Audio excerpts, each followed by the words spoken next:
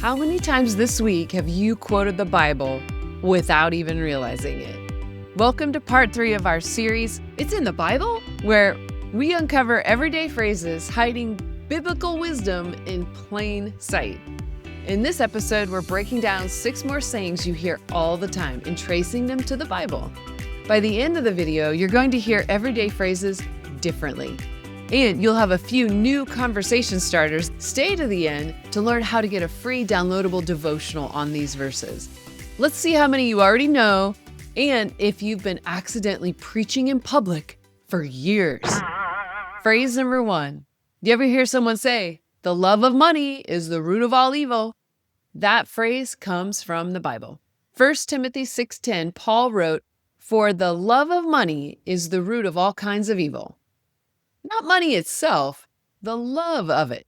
Big difference. Money is a tool. Obsession of money is the problem.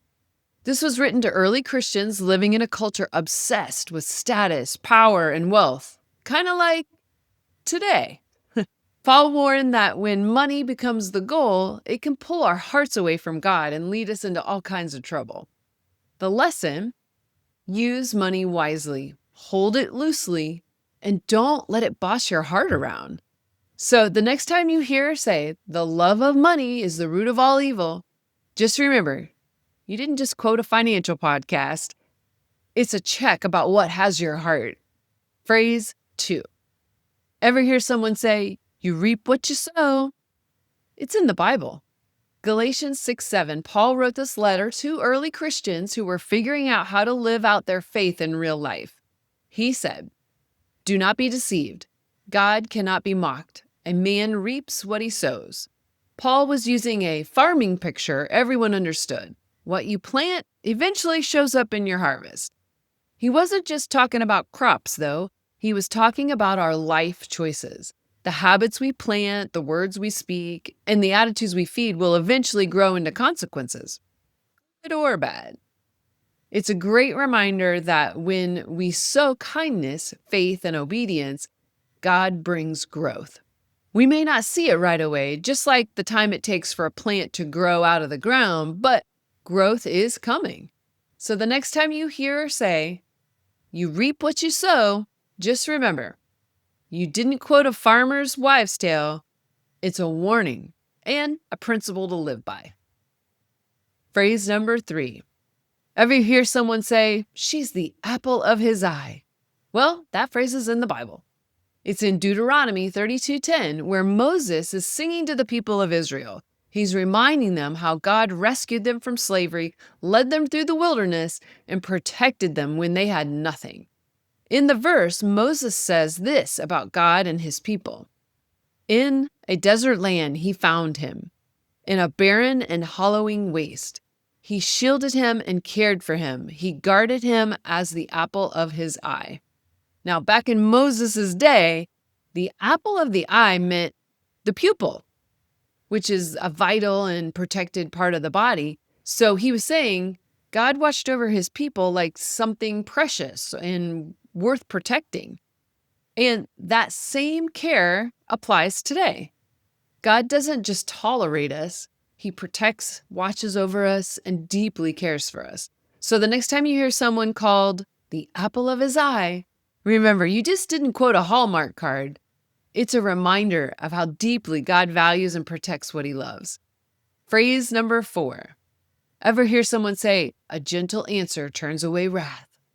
Turns out this wisdom is straight from the Bible. Proverbs 15:1 says, "A gentle answer turns away wrath, but a harsh word stirs up anger." This proverb is practical. It's everyday advice for real relationships, not just religious moments. The idea is simple. Tone matters.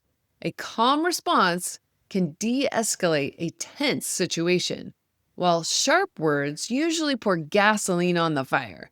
And let's be honest, we've all tested that theory. God's wisdom here isn't about being weak. It's about being wise. Gentleness has the power to stop an escalation before it spirals. So the next time you're tempted to respond with a zinger instead of kindness, remember, a gentle answer can calm a moment faster than winning an argument. It's godly wisdom you can count on. Phrase 5. Ever hear someone say, well, that's just the powers that be? That phrase originated from the Bible. In Romans 13:1, the Apostle Paul wrote this letter to Christians living in Rome. They were under the authority of the Roman Empire. He said, let everyone be subject to the governing authorities, for there is no authority except that which God has established. In other words, the powers that be didn't just appear. God allowed authority to exist for order and stability. Now, Paul wasn't saying every leader is perfect. Clearly not. He was reminding believers that God is still sovereign, even when leadership is messy, frustrating, or confusing. We can respect authority, pray for leaders, and trust that God is ultimately in control no matter who's in charge. So the next time you hear or say the powers that be, remember, authority may be confusing, but God is never caught off guard. He's got this. Phrase number 6. Ever hear someone say, careful, that's a wolf in sheep's clothing? Well, that phrase is in the Bible. Matthew 7:15, Jesus said, watch out for false prophets. They come to you in sheep's clothing, but inwardly they are ferocious wolves. He was speaking to everyday people during the Sermon on the Mount, warning them that not everyone who looks safe or sounds spiritual actually is. In Jesus' time, sheep were valuable, defenseless, and they relied on their shepherds for protection. They symbolized trust, innocence, and community. Wolves, on the other hand, they were real predators, always a threat to flocks, representing danger, deceit, and destruction. So when Jesus said wolves in sheep's clothing, he was warning that people who seem trustworthy or spiritual on the outside can actually be harmful in their hearts if they're not aligned with God. Appearances can lie, but character shows up over time. This wisdom is still very relevant today. Pay attention to the fruit people produce, not just first impressions, titles, Instagram posts, or smooth talk. So the next time you hear or say a wolf in sheep's clothing, remember, it's not a warning about farm life. It's in the Bible. Different phrases, different situations, same big truth. God's word has been shaping our language, our culture, our lives all along, often without us even realizing it. Now that we've dug into some of these phrases and their biblical roots, you can't unsee it.